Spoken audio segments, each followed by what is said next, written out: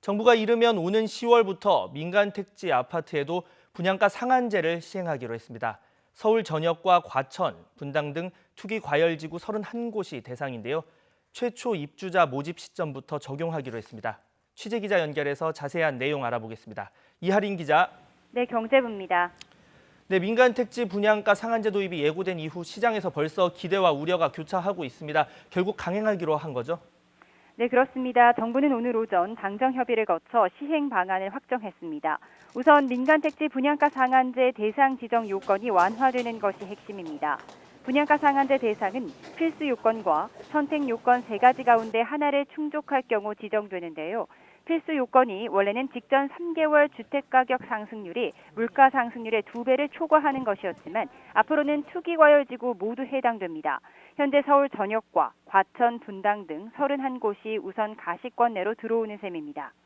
그리고 선택 요건 가운데 직전 12개월 분양가격 상승률이 물가 상승률의 2배를 초과하는 경우가 있는데요.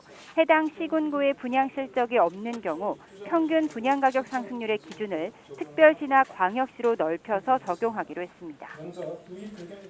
자, 재건축 그리고 재개발 단지마다 사업 진행 단계가 달라서 적용 시점도 관심이었는데요. 어떻게 결정됐는지 전해주시죠.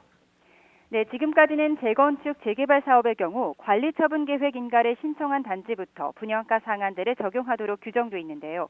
앞으로는 최초 입주자 모집 승인을 신청한 단지부터로 변경됩니다.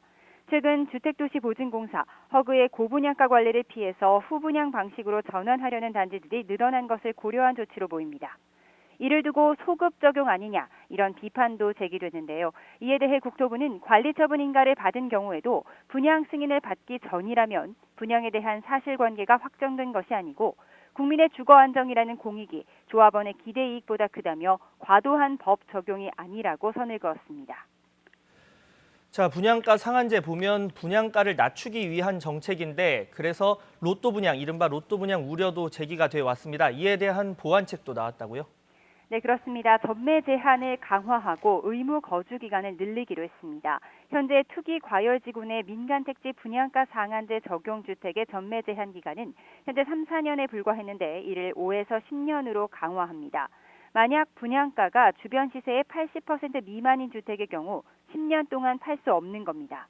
이와 함께 수도권 공공분양주택에 적용되고 있는 거주 의무기간 5년을 민간 택지에도 도입할 계획입니다. 이번 개정안은 입법 예고와 법제처 심사 등을 거쳐 이르면 10월 초 공포 시행될 예정입니다. 지금까지 경제부에서 전해드렸습니다.